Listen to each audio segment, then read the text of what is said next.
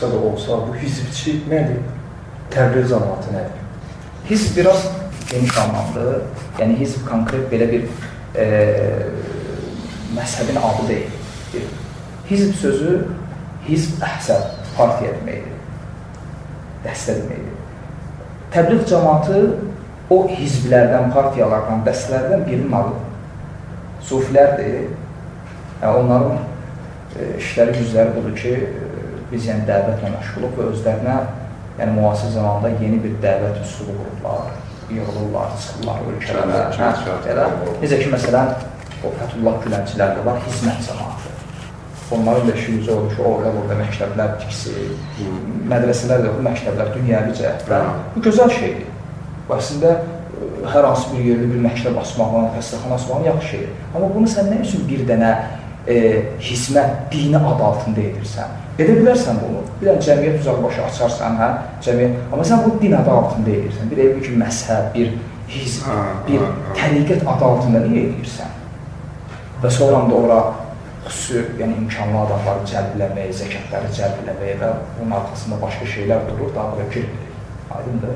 Ondan söhbət gedirsə ki, bu əməllərdir. O bizim əməl öz-özlüyündə normal əməldir. Amma ona geyindirilən də ondan söhbət gedir. Hizb geniş anlayışda, yəni ki, təfriqəçilik, kim ki, cəmaatdan ayrılır, cəmaatçılıq anlayışından çıxır, o hizbçidir. Aydındır. Məsələn, hətta adi bir misal deyil. Ola bilər o özünə hizbçi deməsin. Hətta fikir verir. Niyə? Hizb Sələfi minhəcindən nədə seçilir olar mənhəcdə? Deyirəm, cəmaatçılıq anlayışı yoxdur onlarda. Məsələn, sələfi bir məzhəbdir, təriqətdir. Yox. Kim ki, Quran və sünnəni sələfi fəhmində anlayırsa, o sələfidir. Hətta özünə sələfidir məsələ. Yəni, o qədər alimlər olub ki, çünki bu sələfi ləfsi, ləfs olaraq Şeyxülislam İbn Teymiyyə Rəhməllahdan sonra işlənir. Və ondan qabaq o qədər alimlər olub ki, onlar deməyiblər, mən sələfiyəm. Niyə? Çünki o vaxtı bu kəlməyə ehtiyac olmuyor. Aydındır, bu kəlməyə ehtiyac olmuyor. Məsələn, bu kəlmələr bizə necədir? Nisbi şeylərdir. Zamana nisbətdə, məkana nisbətdə dəyişən şeylərdir. Məsələn, olub ki, bir vaxt olub Abu Hanifə Şafinin vaxtında, məsələn, İmam Əhmədin vaxtında, onda deməzdilər sələflər. Nə deyərdilər? Əhl-i hədis, hədis əhli. Fikir versən, o dövrə nisbətdə bu adına adlanırdılar. Bir də dərindən seçilmək üçün. Niyə hədis əhli? Çünki rəy əhlinin müqabilində, o vaxtda iki məktəb var idi, rəy əhli və hədis əhli. Onların müqabilində seçilsinlər deyənə bu adına adlanmışdılar. Həmçinin, tutaq ki, əhl-i-sünnə, həmçinin əhl-i-sünnə vəl-cəmaə, həmçinin taifətul mansura, firqatul naciə, həmçinin sələfilər. Ola bilər, İbn Teymiyyə Rəhməllahdan qabaq nə qədər alimlər olub ki, konkret demirlər ki, mən sələfəm. Biz deyirik ki, onlar sələfidirlər. Niyə? Çünki onlar doğrudan da sələfin mənhəcində olublar. Və həmçinin də hizbçiliyi də belədir. Ola bilər, bir insan heç özünə hizbçi demir və doğrudan da konkret heç adı da yoxdur ya. Deyim ki, bunun adı Hizbullahdır, Ceyşullahdır, nədirsə, deyək ki, bu xüsusi bir dəstəli partiyadır. Yox. Biz deyirik ki, kim ki cəmaatdan ayrılırsa, sələfi cəmaatdan, haqq olan cəmaatdan və təfriqəçiliklə məşğuldursa, bu hizbçilikdir. Məsələn, elə Azərbaycanda misalını deyək. Tutaq ki, bir insandır, məsələn, Azərbaycanda məlum olan neçə sələfi cəmaat var. Bir dənə sələfi cəmaat var da, Abbaqırın cəmaatı, çox bizlətsinin, Abbaqır bağlıdır. Yəni, ən azından cahil belə, hətta bidət əhli, rafisi, sufi belə, deyəndə sələfi, deyir, Abbaqırın cəmaatını deyirsən. Yəni, bizdə məlum olan budur. Və sonra görürsən ki, bu cəmaatdan, Abbaq cəmaatından bölünənlərə bilir. Bu cəmaatdan, məsələn, bir dəstə ayrıldı. Hər hansı bir fikrinə ayrıldı, cürbəcür bəhanələr ola bilər, cürbəcür fikirlər ola bilər. Bu önəmli deyil. Çünki mən bu cəmaatın içində ola, bu səhvdə ola, kimisə xətasını bəyan edə bilərəm. Yəni, məsələn, tutaq ki, bu qardaş bu bu cəmaatın içərisində ağsaqqaldırsa, hə, mən bunda bəzi xətalar görürəmsə, mənim bunun xətalarını bəyan etməyim üçün mütləq cəmaatdan ayrılmağım şərtdir. Şərt deyil. Mən bu cəmaatın içərisində olub, bu səhvdə olaraq, qardaşım nəsiyyət edərəm, bax, mən rədd edərəm, bax, bu səhvdə olaraq, bu səhvdən ayrılaraq. Amma mən nə edirəm? Cəmaatdan ayrılıram, cürbəcür bəhanələr və fikirlər o önəmli deyil. Və təbii ki, mən artıq başıma yığılan olacaq. Mütləq yığılan olacaq. Bu artıq hizbçilikdir. Və bu Peyğəmbər sallallahu aleyhi və səlləm bu hədisin hökmünə girir. Allah Rasulü buyurur ki, kim cəmaatdan bir qarış ayrılsa, o İslam boyunlarını öz boynundan çıxarmışdır. Və bu hədisin hökmünə girir. Hədisdə gəlir ki, kim cəmaatdan bir qarış ayrılsa, səhiddir. Və hətta o halıyla ölsə, cahiliyə ölüsü kimi ölmüş olar. Yəni, əgər baxın, bu hədisin hökmünə girmirsə, subhanallah, onda bu hədisin mənası nədir? Yəni, cəmaatdan ayrılmaq nədir? Bir nədir, qardaş, meçiddə sənlə bir yerdədir, sənlə cəmaat namazı qılır, sənlə bir səhvəli yandır, amma bəzi tələbələrə, bəzi 3, 4, 5, 6 tələbəyində belə, xüsusi tələbələrə, 3-4-ünü çıxmaq, məşhur tələbələrə dil uzadır. İrcalı deyil, tamlıyır, müzəfir deyil, təmliyir. Dil uzadır, nəyi vardır, arkadaş? Bu Azərbaycanda deyirəm də, bu Azərbaycanda... Amma cəmaatla ya, qali vahiddə bir yerdədir sənə, nəzmidə... Yox, bu uşu Azərbaycanda belə deyim də, yaranmış, bu arada hizbçilikdir. Necə hizbçilikdir? İndi Azərbaycanda təzə bir şey yaranıb. Yəni, sən deyirsən ha, 5-6 müəllim tələbəsi, belə demə.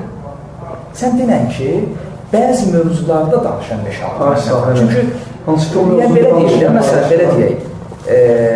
Deyirəm ki, məsələn, bu, ana sual verirsən ki, bu Mədinə tələbəsini nə görürsən? Deyir, murciyə. Deyirəm, o birisini nə görürsən? Deyir, ona heç nə bilmirəm. Eyni əqidədədir ya. Fəqət bu niyə murciyə verir? Bu, o mövzuda çox danışır deyənə. Eyni əqidədir. O, ona görə 5-6 Mədinə tələbəsini deyir ki, çünki üzdə olanlar onlardır və ya müəyyən mövzularda ən çox danışanlar və dəvətdə daha qabarıq görünənlər onlardır deyənə. Yoxsa bugün Azərbaycanda məlumdur ki, Mədinə tələbələrinə qarşı yəni, hizbçilik var, xüsusi qruplaşmalar var. Məlum şeydir, yəni belə deyək, bugün Azərbaycanda elm tələb edənlər, elm tələbələr 2 hissəyə bölünür, belə desək. Bir qismi dəvət barədə düşünür, bir qismi dəvətçilər barədə. Bəs mən bilən hizbçilər, yəni ki, alimlərdən, sələf alimlərin uzaqlaşdırdığı cəmaatı yox. Onların məqsədi, yəni alimlərdən uzaqlaşdırmaqdır. Yox, elə ola bilər ki, insan hizbçidir, amma alimlərin adına istifadə edir. İsmədir, hizbçidir. Bu elm tələbəsinin lənətliysən necə? Xüsusən də müasir zamanda, üzr istəyirəm, xüsusən müasir zamanda. Nə qədər ərəb dövlətlərində hizblər var ki, dəstələr var ki, böyük alimlərdir. Böyük alimlərdən dəlil gətirirlər, dəlil gətirəndə. Aydındır. Məsələn, adi bir misal deyim, çox uzağa gelməyim. Məsələn, Misirin özündə. Özünə sələfi deyən bir dəstə partiya qurdu, Hizb-ül Nur. Yəni, çox qəribədir. Özləri də ad qoydular, Hizb-ül Nur. Amma sələfi kimi tanınır, özlərində sələfi deyirlər. Və istinad elədikləri yalnız böyük alimlərdir. Yaxşı, mən sələfiyəm. Hara? Partiya, bu ad da qoydusan, rəsmi partiya. Hizb-ül Nur hara? Necə başa düşürsən bunu? Hər alimin üslubu və elmi dili var axı. Albani hədis üslubunda yazır, hədisçilərin üslubu. Hətta fiqh kitabı yazsa da, hətta əqidə kitabı yazsa da. Hətta o, baxdığım kitabı, oxuduğum kitab olmasa belə. Tutacam ki, bu Albaninin kitabıdır. Tutacam ki, bu İbn Hüseynin kitabıdır. Aydındır, hər alimin axı dili var. Və ona görə, bu alimlərin təkbir barədə, bu cür məsələlərdə, o qəti sözləri ki var, biz bu məsələlərə 3 yöndən baxırıq, 3 çərçivədə baxırıq. Bu 3 çərçivəni sən deyə bilərsən, biri deyə bilər ki, bu 3 çərçivəni haradan götürmüsən, bunu kim deyib? İndi deyəcəm, elə həmin Fovzan deyib bunu, elə həmin Lüheydan deyib bunu, elə həmin Abbad deyib bunu, elə həmin Huneyman, Hudeyyan deyib bunu. Və hamısı da var. Məndə videoları, hətta Şeyh Huneyman bu barədə deməli 20 dəqiqə bu barədə bir fətvası var. Yazır, sırf mövzuda ki, mənim dilimi başa düşürsünüz deyə.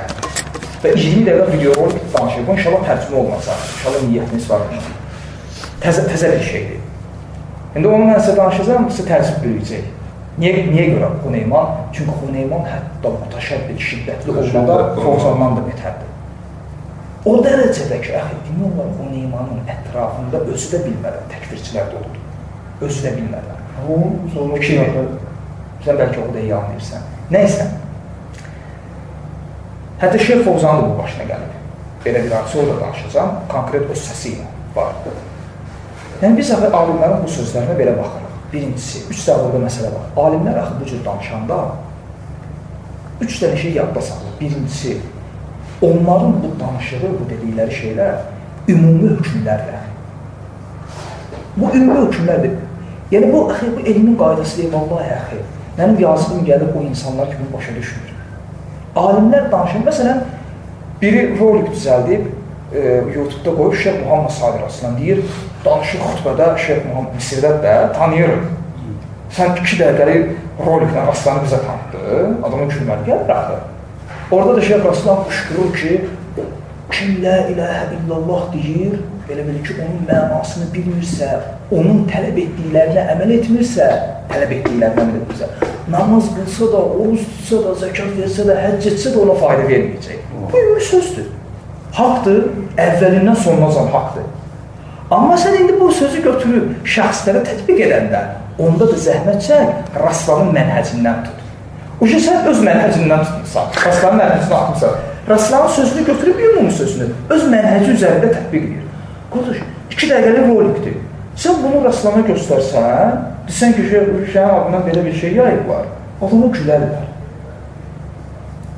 Yəni, birinci məsələ nədir? Alimlər danışanda, həmişə ümumi danışlar. Niyə? Bu qaydadır, qardaş. Bu qaydadır, bu elmin dili deyib. Yəni, mən nə etmək istəyirəm ki, yəni, bu alimlər də bilir ki, bunların sözlərindən istifadə olunur.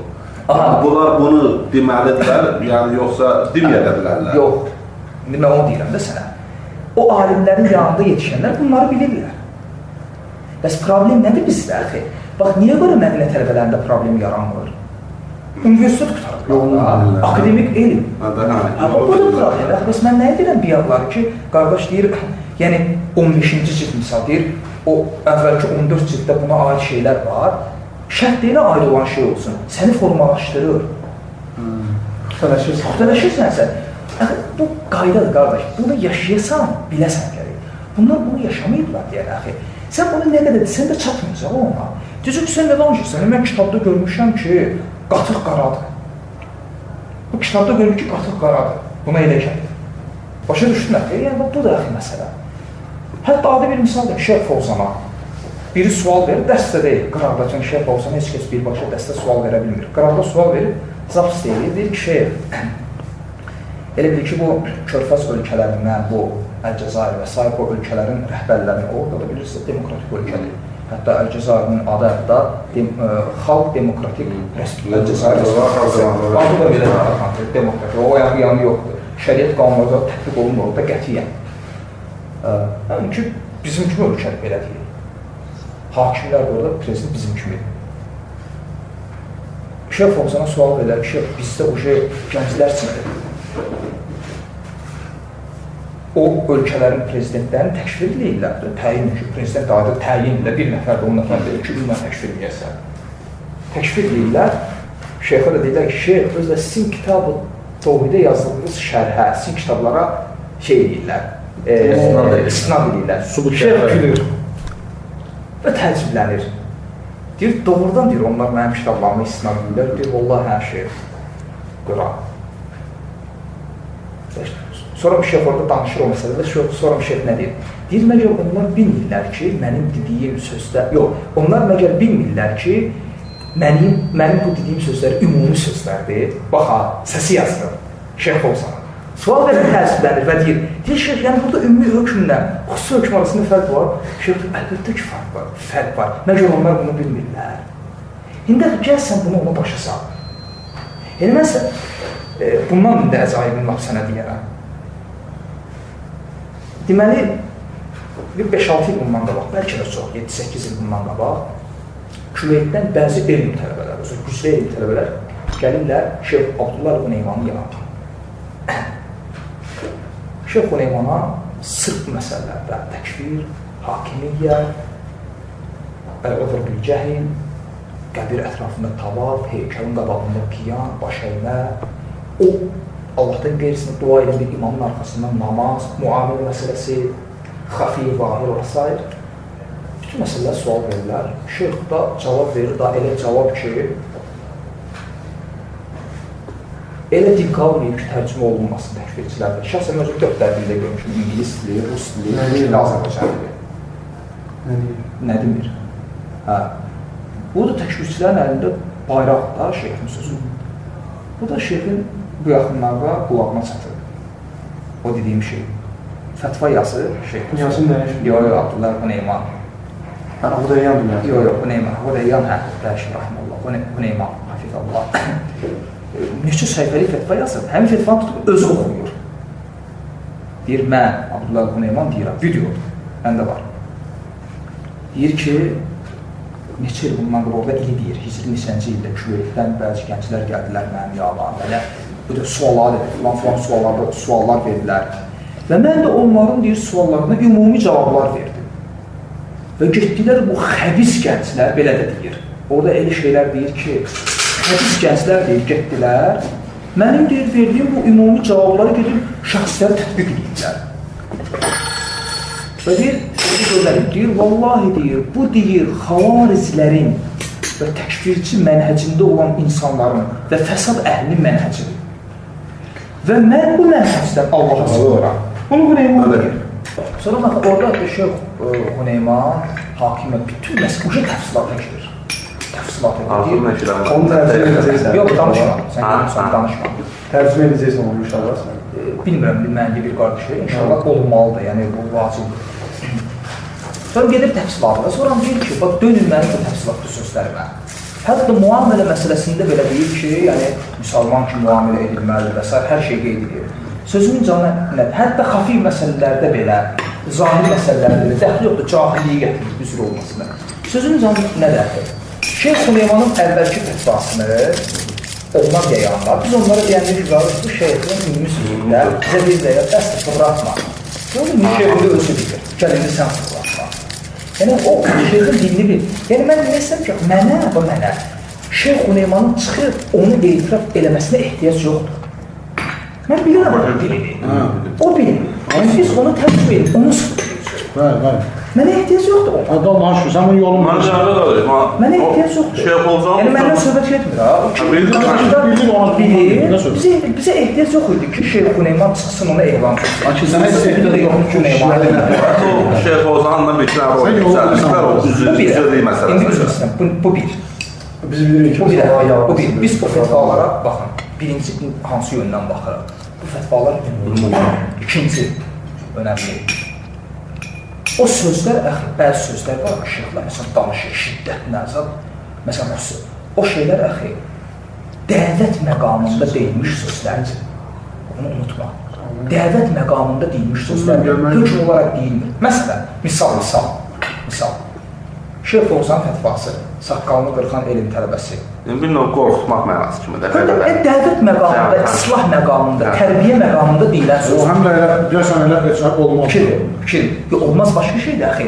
Amma demək ki, hökm ki, saqqalından götürən elm tələbəsi deyil, belə qarşı yoxdur. Belə qarşı yoxdur bu qardaş. Hansı kitabda yazılaq bu? Bu tərbiyə məqamında deyilən sözdür. Tənqid kimi də. Məsələn, misal. Nə olur, bilirəm Yaxşı.